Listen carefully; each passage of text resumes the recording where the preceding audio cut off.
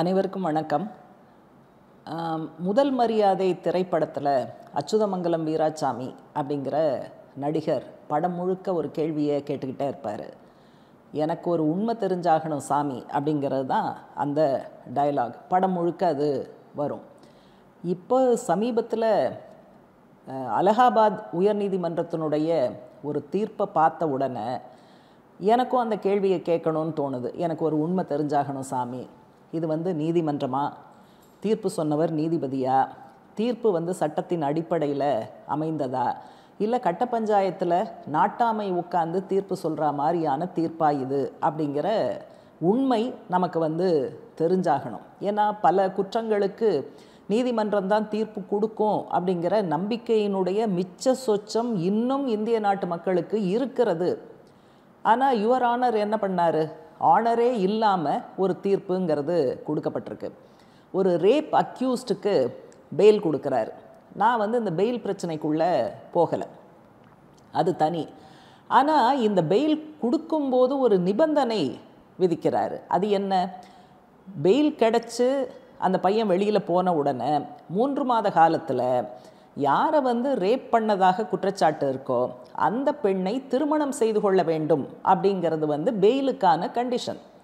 ஏன்னா அது சம்மந்தமான வழக்கு வரும்போது அக்யூஸ்ட் கோர்ட்டில் என்ன சொன்னாரா, இல்லை நான் இந்த பிள்ளையை கல்யாணம் பண்ணிக்கிறேன், நான் இந்த பிள்ளையை நல்லா பார்த்துக்கிறேன், நான் ரொம்ப நேர்மையான ஆள் அப்படின்னு சொன்னாராம். அதை கணக்கில் எடுத்துக்கிட்டு இந்த மாதிரியான தீர்ப்பு. இப்போ அந்த பாதிக்கப்பட்ட பெண்ணினுடைய கருத்து கேட்கப்பட்டதா? அப்படியே கேட்டாலும் இந்த மாதிரியான திருமணங்கள் கோர்ட்டுக்கு வெளியில் எப்படியாவது ஒன்று நடந்துட்டு போகட்டும். இதை நீதிபதி எப்படி பெயிலுக்கான ஜாமீனுக்கான ஒரு கண்டிஷனாக கொடுக்க முடியும்? இது எந்த சட்டத்தில் சொல்லியிருக்கு? பாதிக்கப்பட்டவர் தரப்பில் இந்த குற்றம் சாட்டப்பட்டவர் அக்யூஸ்ட் மேலே வைக்கப்பட்ட குற்றச்சாட்டுகள் என்ன? போலீஸ் வேலை வாங்கி தருவதாக ஏமாற்றி 9 லட்சம் பணம் பறித்தார், கட்டாயப்படுத்தி பாலியல் உறவில் ஈடுபட்டார், அதன் பிறகு தவறாக நடந்த இந்த பாலியல் உறவு சம்பந்தப்பட்ட வீடியோவை அவர் இணையதளத்தில் சுற்றுக்கு விட்டார். அதனால் ரேப்பிலிருந்து கிரிமினல் இன்டிமிடேஷன்லேருந்து வாயரிசம் உள்பட எல்லா செக்ஷன்ஸ் கீழையும் அவர் குற்றம் சாட்டப்பட்டு நிற்கக்கூடிய ஒரு அக்யூஸ்டு. அதனால் அவர் போய் இந்த பொண்ணை கல்யாணம் பண்ணிக்கிறேன், வாழ்க்கை கொடுக்குறேன் அப்படிங்கிற மாதிரியான ஒரு விஷயமெல்லாம் நீதிபதி அதை கணக்கில் எடுப்பது எப்படி சரியாக இருக்குங்கிறது தெரியலை.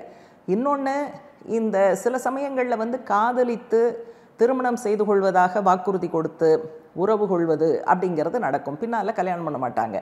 அந்த மாதிரியான கேஸில் கூட கல்யாணம் பண்ணிப்பதற்கு இந்த பையனும் அந்த பெண்ணும் சம்மதித்தால் அந்த நேரத்தில் கூட திருமணம் அப்படிங்கிற இடத்துக்கு போகலாம். பட் ஏற்கனவே சொன்ன மாதிரி அதுவும் அவங்க 2 பேரும் கோர்ட்டுக்கு வெளியில் முடிவு பண்ணி கொள்ள வேண்டிய விஷயமே தவிர இந்த மேட்ச் மேக்கிங், ஜோசியம் பார்க்கறது, திருமண தரகராக வேலை செய்வது, ஈடுபடுவது, இதெல்லாம் நீதிமன்றத்தினுடைய வேலையும் கிடையாது, நீதிபதியினுடைய வேலையும் கிடையாது. இப்போ அந்த நீதிபதி வீட்டில் ஒரு பொருள், ஒரு டிவி திருடு போயிடுச்சுன்னு வைங்களேன், குற்றவாளி கையங்களவுமாக பிடிபட்டார். அவர் சொல்கிறாரு, நான் ரொம்ப நேர்மையான ஆள், நல்ல ஆள், இந்த திருடின டிவியை நான் ரொம்ப நல்லா பார்த்துக்குவேன், நல்லா பராமரிப்பேன் அப்படின்னா இவர் உட்காந்து என்ன தீர்ப்பு சொல்லுவார்? சரி, திருடின டிவியை நீயே வச்சுக்க, நீ இதை நல்லபடியாக பார்த்துக்கிட்டா போதும் அப்படின்னு சொல்லுவாரா?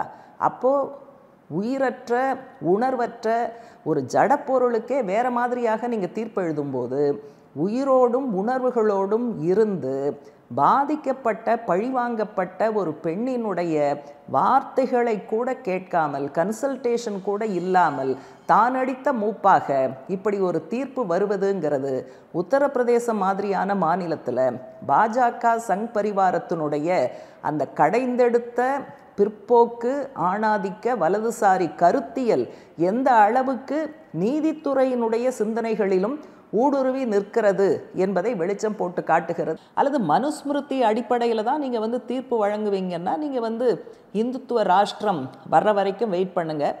அதில் திரேதா யுக, துவாபர யுக அடிப்படையில் தான் நீதி பரிபாலனம் இருக்கும். அப்போ நீங்கள் தலைமை நீதிபதியாகவே போய் கூட இந்த மாதிரியான தீர்ப்பை சொல்லுங்கள். ரேப்புக்கு என்ன சட்டத்தில் வியாக்கியானம் இருக்குது? Without her consent, against her will, அவளுடைய சம்மதம் இன்றி அல்லது அந்த பெண்ணினுடைய விருப்பத்துக்கு விரோதமாக. இந்த ரெண்டும் இருக்குன்னு பின்னால் ப்ரூவ் பண்ணாங்கன்னா அது ரேப் தான்.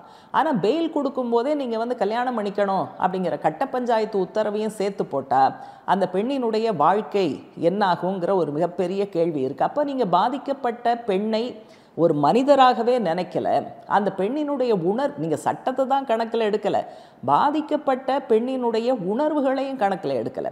இப்போ இந்த நீதிபதி பற்றி இன்னொரு அம்சம் என்ன குறிப்பிடணும்னா, இந்த கேஸில் மட்டும் இல்லை, இதே அலகாபாத் ஹைகோர்ட்டில் சில நாட்களுக்கு முன்னதாக ஒரு வழக்கு, 15 வயது சிறுமியை பாலியல் வல்லுறவு ஒருத்தர் செஞ்சுருக்கான். அவனுக்கு என்னன்னா, நீ வந்து அவனை கல்யாணம் பண்ணிக்கிட்டு, அந்த பொண்ணை கல்யாணம் பண்ணிக்கிட்டு பிறக்கிற குழந்தைய நீ நல்லா பார்த்துக்கணும் அப்படிங்கிற அடிப்படையில் அவனுக்கு தீர்ப்பு எழுதப்பட்டிருக்கு. அப்போ இது பாக்ஸோ கேஸ் அப்படிங்கிறது கூட அந்த ஞானம் கூட இல்லாமல் இந்த மாதிரியான சட்ட விரோத ஒரு மனுவாத கருத்தியலோடு நீதிமன்ற தீர்ப்புகள் வருதுன்னு சொன்னால் இது இந்த நாட்டை சூழ்ந்திருக்கக்கூடிய பேரபாயத்தினுடைய ஒரு வெளிப்பாடு. அதனால் இந்த மாதிரியான தீர்ப்புகளை எதிர்த்து அனைவரும் குரல் கொடுக்க முன் வர வேண்டும்.